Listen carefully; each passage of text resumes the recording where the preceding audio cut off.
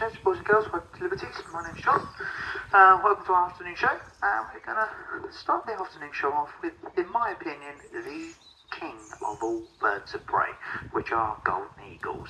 Now this is Jerry. Jerry's our male golden eagle. He's only a youngster. He's only 7 years old. He's just about hitting maturity. Now eagles, and this is generally across the board, your eagles will mature anything between the age of 4 and 10 years. Obviously any earlier than 4, which has been known, so it's extremely early. Any later is exceptionally late for them. But 4 to 10 years is a good average age for these guys maturing. But around 10 years, okay, is generally within the animal world quite late. Obviously the maturity side of it, they want that to happen very quickly. Out in the wild, okay, it is an extremely hard life. You never know what's going to happen. So you want to hit that maturity very, very quickly. But when you're top of the food chain and have absolutely nothing naturally to worry about, you can take that a little bit longer. And in fact, golden eagle is one of the oldest wild recorded birds of prey, with the oldest being a nice English golden eagle at 30 years old. Unfortunately, he passed away in 2015, but that is pretty good going for a wild creature. Now in captivity you can quite easily double that, so you're looking at a good 60 years plus with Jerry here at Liberties. But opening statement, calling a golden eagle king of all birds of prey, and I really mean that by 2 main points. Firstly, golden eagles are one of the world's most known birds of prey. I can almost guarantee each and every one of you guys coming here today would have heard of a golden eagle. May not actually have seen one till today, quite a flying high. May not actually have seen one today, but you would have at least heard of these guys. But alongside that, golden eagle is one of the world's most widely spread birds of prey as well. Meaning if you travel, if you're lucky enough to see the world, keep your eyes and your ears open and you could be lucky enough to see one of these guys almost anywhere in the world that you travel to. But with the golden eagles all over the world, there is in fact 6 subspecies of them. So they're all golden eagles, and golden eagles look as Jerry looks. That is what a golden eagle looks like, irrelevant of the subspecies you're looking at. The only difference is size. Now Jerry here is a British golden eagle, and for size he is right in the middle. He's not too big, he's not too small. Asian golden eagles are your largest of the 6, with the Americans being the smallest. Now to give you some sort of idea in your mind, the size difference between them, Jerry here weighs just shy of the 8-pound mark, and he's got a smidgen short of a 7-foot wingspan. In fact, for a male golden, he's an exceptionally good size. American golden eagles about half the size to him, whereas Asian golden eagles, now the largest on record was caught in 2018. Now the reason she was caught is so she could be tagged, so her movements could be tracked. Now she weighed 17.5 pounds in weight. This guy's 8, had a 9.5 foot wingspan, followed up with a 4.5 inch rear talon. That is a monster of a golden eagle. So that's the difference between the 6. But with the golden eagles though, being the most widely spread, one of the most known birds of prey, working with them, flying with, they're fantastic creatures to work with. Within the education side of falconry, goldens are actually very rarely used. And the reason for this is how powerful they are. Now Jerry here is not the largest bird that we have here on site, but he is the most powerful bird that we have here on site. In level line, so as he flies for us this afternoon, this is level line, this guy's big enough, strong enough to tackle anything up to the size of an adult dog fox with ease. That's easy food, that's easy quarrying, but that's not the largest. For the size of bird Jerry is, the largest quarry he's able to tackle is anything up to the size of our road deer. Now it'd be a buck as well. But in tackling an exceptionally large quarry, they actually need to generate speed to generate that power. So first you need to generate height. Golden eagles, or eagles as a whole, will quite comfortably soar anything between 5,000 and 10,000 foot. Up that sort of height, I'm looking for something tasty, something edible on the ground. Once he spots it, he turns that height into speed to generate his power. Now, stooping. He can't stoop vertically like a falcon. He's the wrong shape to do that. When you see a falcon fly, falcons have these nice, beautiful, long pointed wings. They're a member of the long wing family. They are built and designed to fall vertically.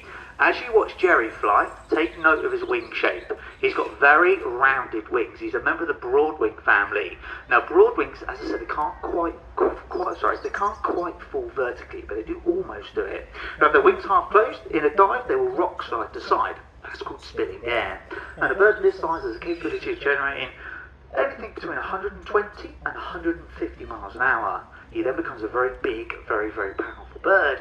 Back in 2019, they actually clocked a female. Okay, now she weighed 13.5 pounds in weight, but she maxed out at 200 miles an hour. That sort of size bird traveling at that speed would knock over anything up to the size of our fallow deer, and again with ease. So Goldens are actually favoured for the working and the hunting side of falconry rather than the demonstration and the education side. But in the real world, in a real scenario, it is extremely rare to see any bird of prey using its full potential. In the real world, they love an easy life. They love an easy source of food. These guys up in Scotland are doing fantastic. Okay, there's just shy of 600 breeding pairs up there now, and their main quarry that they hunt is hare. So if you're a bird of prey that's more than capable of tackling a deer, a hare is much easier quarry. But that's what they mainly hunt. In fact, it's not what they mainly eat. Over 70% of what these guys eat is carrion. They will rather eat something dead than actually catch and kill anything. Birds of prey love an easy life. They love an easy source of food. And that is in fact whether they're out in the wild or in captivity. They love that easy life. They love that easy source of food. You guys are seeing it right now. Jerry prefers an easier life than fending for himself. And you can see that because he's free. Okay?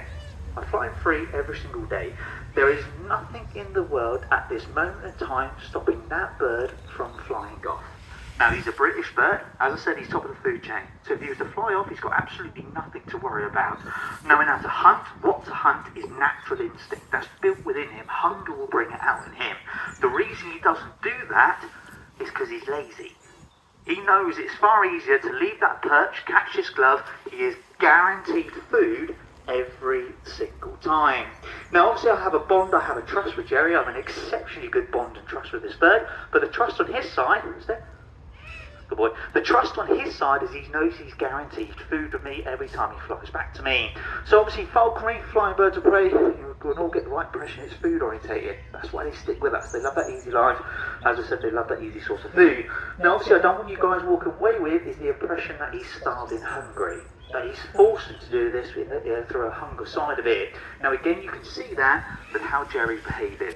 As I mentioned at the beginning, this is top of the food chain. Has absolutely nothing naturally to worry about. He knows I've got food, so if I make him hangry, and we can all relate to the statement of being hangry, and force him into doing this, he knows I've got food, so he's going to bully me for that food. He's going to bully me for that easier life. And as you can see, that's not happening in any way whatsoever.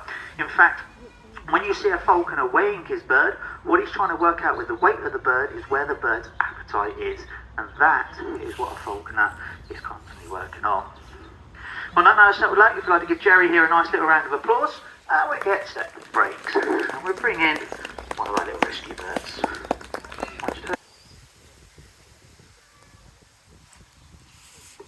Oh yeah, moving on to one of our little rescue birds. Now the site here, the centre, we're a massive rescue centre. Rescuing all sorts of creatures from the likes of Major here. Okay. If you've been in the reptile house, pretty much the whole reptile house is a rescue in one way or another. My miniature lake within the middle of the centre, which I'm exceptionally proud of, is a rescue. So all sorts of creatures that we rescue. Now, generally when we talk about rescuing animals, now this is obviously the captive bred side I'm really talking about. It's not the wild and injured creatures that we rescue. But with the captive bred side, when we say that we rescued an animal, so obviously like Major here, most people will quickly think that the bird, the creature, the animal has been mistreated, poorly treated, just not looked after in the correct way. Okay, I like to call it a traditional story. Whereas in fact, generally, most of the birds that we rescue, or most of the animals that we rescue, it happens because people's circumstances change. And it can change very, very quickly.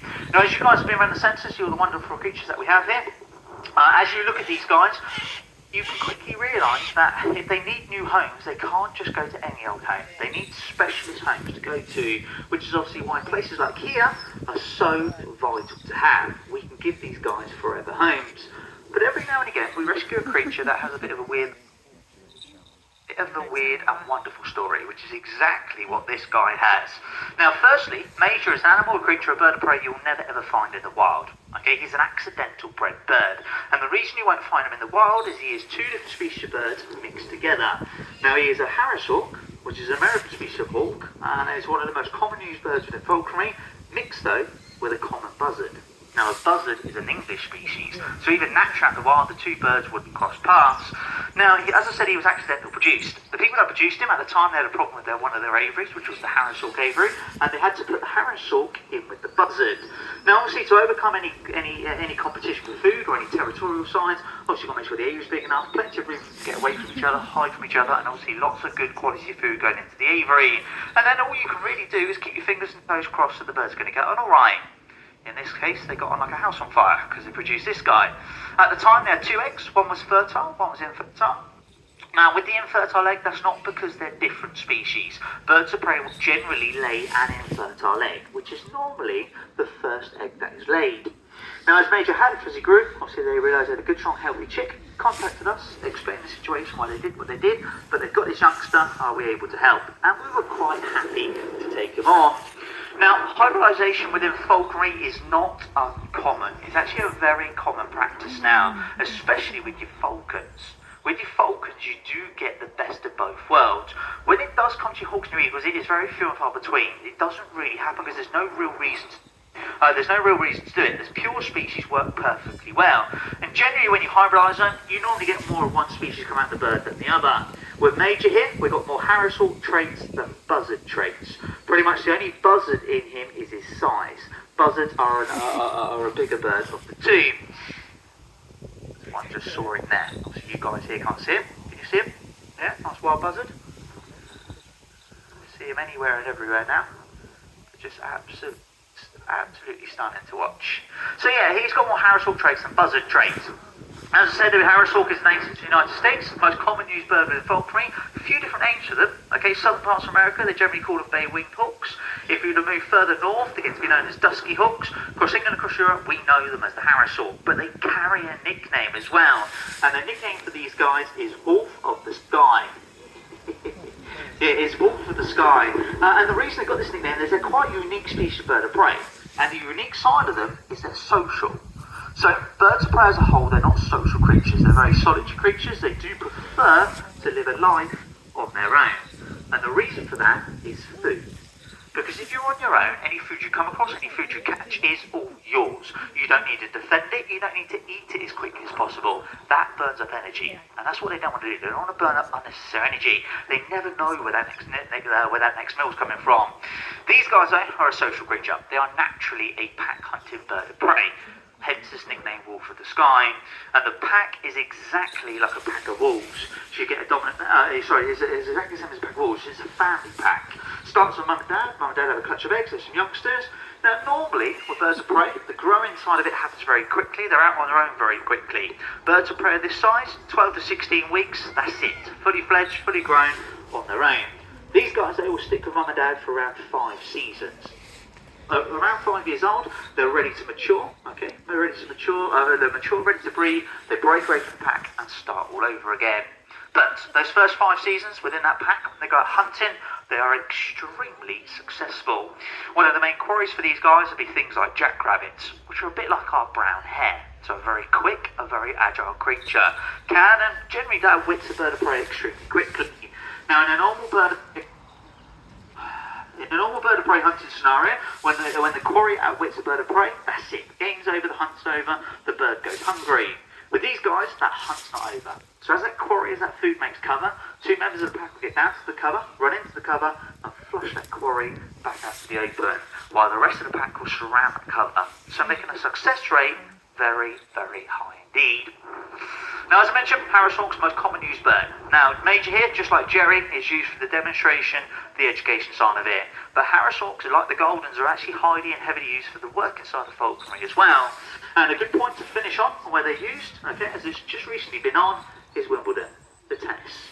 Now, if you're ever lucky enough to go to a game, but the game gets boring, look up. And you'll see a male harris-hawk buzzing up and down. Now, it was Rufus. I believe Rufus is now retired. He's been doing it for 15 years, and I believe a female's taken over. But with Rufus, the reason he was there is to move the pigeons on. Now, he's not there to catch them. He is solely there to move them on. Now, as you watch Major come across the arena, okay, take note of his wing shape. He's got a nice round set of wings again, just like Jerry. Okay, so he's another broad wing.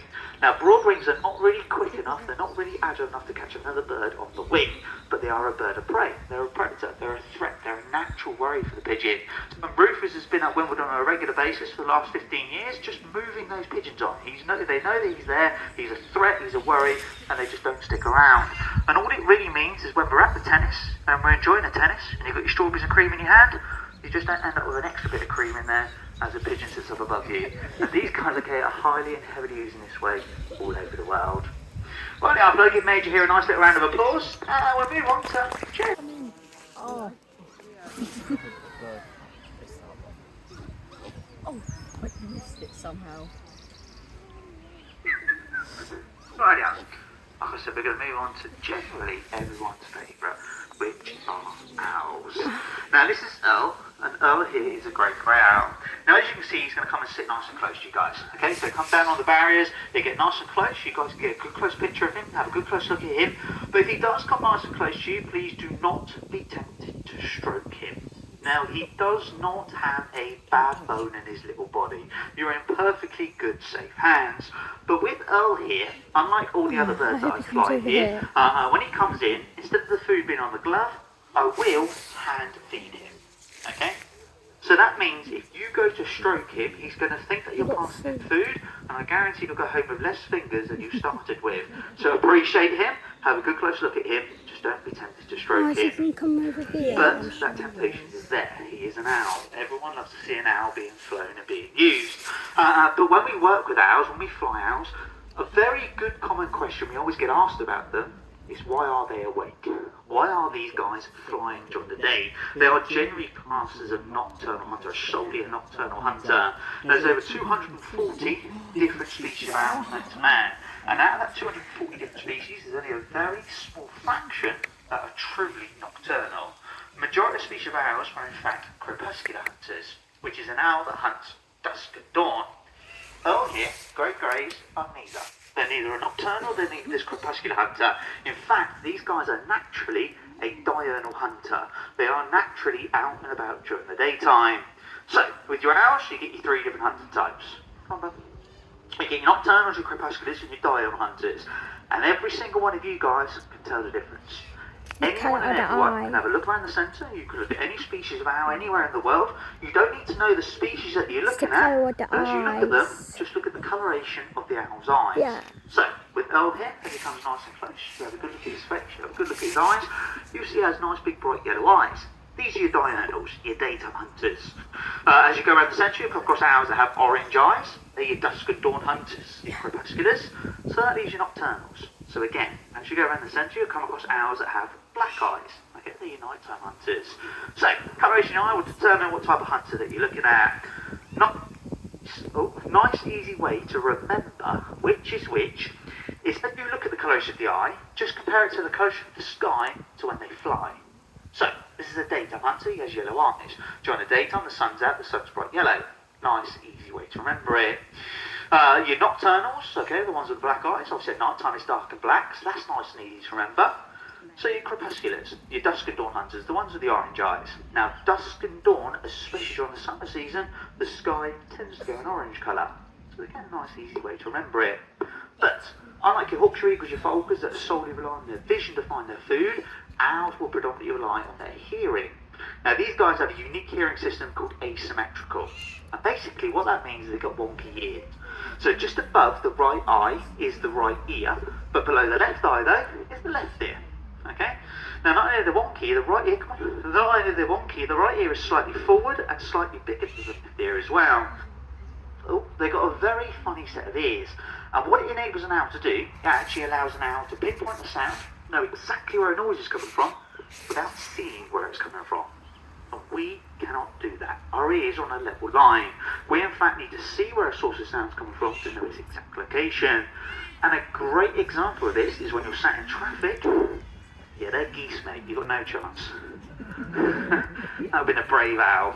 As I said, a good example of this is when we're sat in traffic and all of a sudden we hear a siren. Now, until we see where the siren's coming from, we're just not too sure. And that's because our ears are on a level line. With these guys here, this asymmetrical hearing, with his above the other one, bigger than the other, by bobbing their head up and down and side to side, they can locate individual sounds amongst lots of others. Now, an owl's hearing could be so precise at 30 foot away They are more than capable of pinpointing a rodent, knowing exactly where that rodent is, just by listening to them running in the long grass. So not a bad set of ears they've got. Now the whole reason an owl doesn't get deafened is all to do with that facial disc. Now as you've been watching Earl fly, you've actually clearly seen that he's not using his ears to find his food. Everything's visual. So he's watching the glove, he flies to the glove, he gets some grub. So this facial disc of his, he actually pushes it backwards. Now that pushes 2 flaps of skin back, which covers the ears. So it's a bit like you and I sticking our fingers in our ears. Something that means he can't hear a lot. But if he was out hunting, he'd do the reverse. He'd move that facial disc forward, which opens his 2 little ears up, and then his whole face acts like a little radar. And then, as I said, by bobbing the head up and down and side to side, fingers crossed, touch wood, he'll catch himself a little mouse or two. Boy. Well, now for Lick Earl here, a nice little round of applause. And we're going to move on to one of our brand new birds. What is it?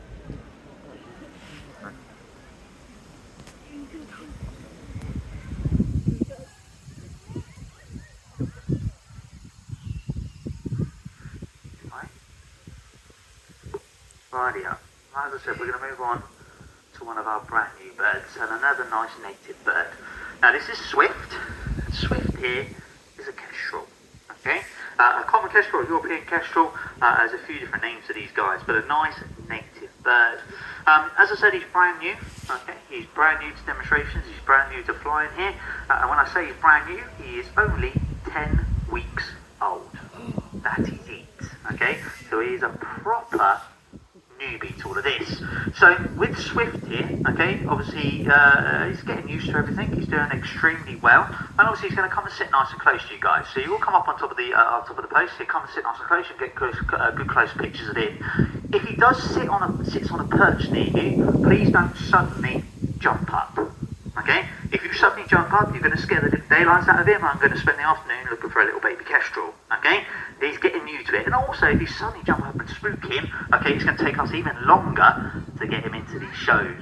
Good boy. I don't know how you're going to land now. There we go. Yeah, get him into these shows. Still, as I said, you're going to get him nice and close, but please don't try to spook him. But he is a kestrel. Kestrels are a nice native bird. They've had a hard time over the last 10 years now, okay, and especially over the last 5 years, their numbers have actually declined quite rapidly.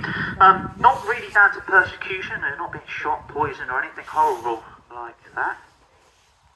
What's wrong with this perch here? As long as it's still within the flying arena, I don't mind.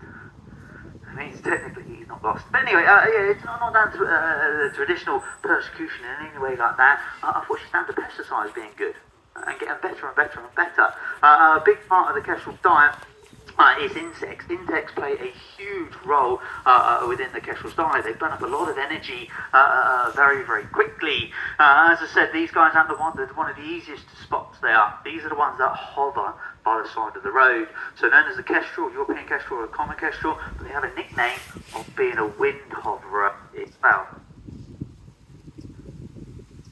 Boy.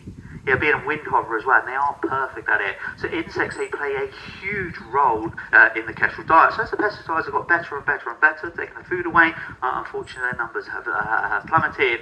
Over the last couple of years or so, there's been more grants, been more funding for farmers leaving parts of their land to go wild, allowing the insect population to increase again, which over the last couple of years has helped these guys. But spotting out the wild is nice and easy. They don't have to do that hovering. Now, when they hover, they move in all directions all at the same time. So go forwards, backwards, up and down all at the same time. So there's nice, beautiful, long-pointed wings. Okay, so we've got different wing shapes to the hawk and the eagle. Step, step, step, step, step, step. Different wing shapes to the hawk and the eagle. So these guys are a member of the falcon family. So those wings push them forwards and up. That big old fantail pulls them backwards. And as they're going up, they use gravity to pull themselves back down. So they're able to sit there for such long periods of time. Just like that. A bit of hovering there. And they are perfect at it. Absolutely perfect at it. Watching these guys when it's a nice windy condition out in the wild, it astounds me. It amazes me. It could be blowing a hurricane, but they're able to sit there for such long periods of time. And the reason it amazes me is Swift here, he's an average size kestrel. Okay, an average size male kestrel is around 6 ounces in weight. A good size kestrel, or a good size male kestrel, you're only looking around 7 ounces in weight. You are. So there's not really much to them, but like I said, they're able to sit there for such long periods of time. Now, when hovering, step, step, step, step, step, no step. But you've got to fly for your food. You can't just get given it. Right. Get his toes up. Up. And then up there. Get off. There we go. Yeah, now when hovering, okay, obviously they're searching for their food, they're hunting for their food, and they have quite a unique way in finding their food. Now, kestrels, their main diet, barring the insects, is rodents. Now, with your rodents, when those guys are moving around, they stick to the same trail. So a mouse will go from his nest to his food, from his food to his nest, but stick along the same trail. And the reason for that is, unfortunately, if you are a little mouse, at some point you're going to get chased by something. You are quite bottom of the food chain. There is lots of things out there that do want to eat you. So, by sticking to the same trail, that means you can move as fast and as quickly and as powerfully as possible. Fingers crossed, you get away from that predator. But to stick along that trail, the way the rodent does, or the way the rodent does that, is they use their nose. And the reason they use their nose is rodents don't have any control over their bladder. So as they're moving around, they're constantly urinating. In that urine, there's traces of UV. And these guys can see that. They can see that ultraviolet. And by seeing that ultraviolet, you can imagine, find the perch, you can imagine these guys seeing just one big map. They know exactly where that rodent has been. As that urine, as that UV gets stronger and stronger, these guys will get lower and lower and lower, and eventually dive in that nice long grass, and fingers crossed, touch wood, catch themselves something tasty to eat. Now, once they've caught the food, they never eat it where they caught it. Now, when I said swift here is an average sized kestrel, even a large kestrel, only an ounce bigger than him, they're still kestrels. They're still small birds of prey. So when they're on the ground, they are at a massive disadvantage. And other animals, especially corvids, now corvids, your jackdaws, your magpies, your rooks of the bird world, they will come along, they will steal a kestrel's food. So a kestrel will always take his food up to a nice fence post, or up to a nice high tree, and that's where he'll devour his meal. He'll never eat it where he's caught it. By being up on a nice fence post, or in a nice high tree, he can see in all directions in. Okay, and any corvid that comes a little bit too close of comfort, he's much quicker, he's much smaller, he's much more agile, he should be able to get away with no problems whatsoever. Right now, on that nice little note, I think he's done pretty well. Once again, if you give him a little round of applause, and we'll finish off with some just there. Right now, let's finish off with something a little bit quicker. Now, forget your Ferraris, Lamborghinis, your Porsches for acceleration, Falcons, okay, are your true speed demons. They get to exceptionally high speeds extremely quickly. This little lad on my glove here, this is Odin, and Odin here is the Lana Falcon. Now these guys are naturally native to Africa. Now Odin himself has been nowhere near Africa. This is a UK bred bird. In fact, he's actually one of the birds that we bred here on site. Now when you see a falconer holding his falcon, the most obvious features to look at is the falcon's hood.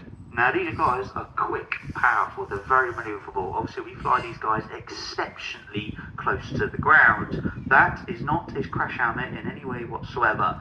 Falcons are an exceptionally hyperactive creature. And the hyperactive side of a falcon gets worse once you've trained them. Okay, because they know what's happening. That's crazy. Or entertaining, either or, he sticks around. Yeah, the hyperactive side gets worse. So if I were to bring Odin out here without his hood on, he'd be bashing around, he'd be flapping around, he'd look like an untrained bird. Now like I said, they're quick, powerful, manoeuvrable, and we fly them close to the ground. We need them to be in feather perfect working order. Now Odin throughout his entire life has always sat there with his wings open, but it does give you a good example on how pristine condition he's in, and that is thanks to the hood. But obviously having the hood on, he can't see anything. So we need to take his hood off, okay, we need to give him a couple of seconds, a few moments, just to get his bearings. Ready?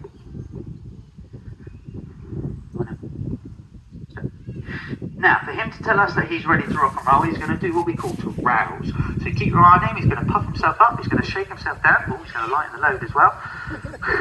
We've got to be nice and light when you're flying, haven't we? There you go, there's the rouse. That's a bit like a pilot checking his plane. He gets any dust, any dirt out of his feathers, make sure every feather is in the correct place and the correct working order. And when we fly these guys, we fly them very differently to other birds of prey. So during the demonstration, everything you've seen being flown has been flown to the glove. Also, we may fly some birds to the perches, we may run a few birds around on the ground. Okay, some birds do run around on the ground, funny enough like the birds.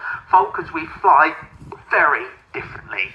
We want to show you guys the speed, the power, the aggression, the wow factor of what a falcon's all about.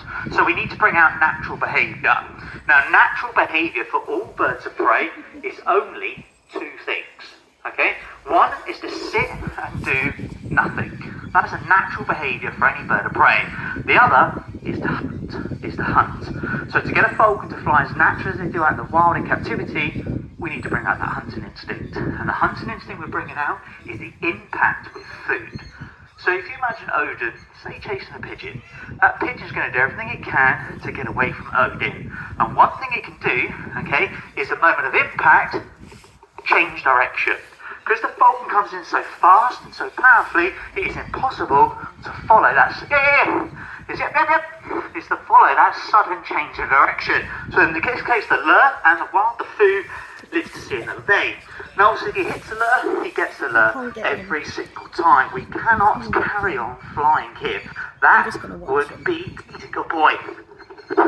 That would be teasing him with his food. And if you tease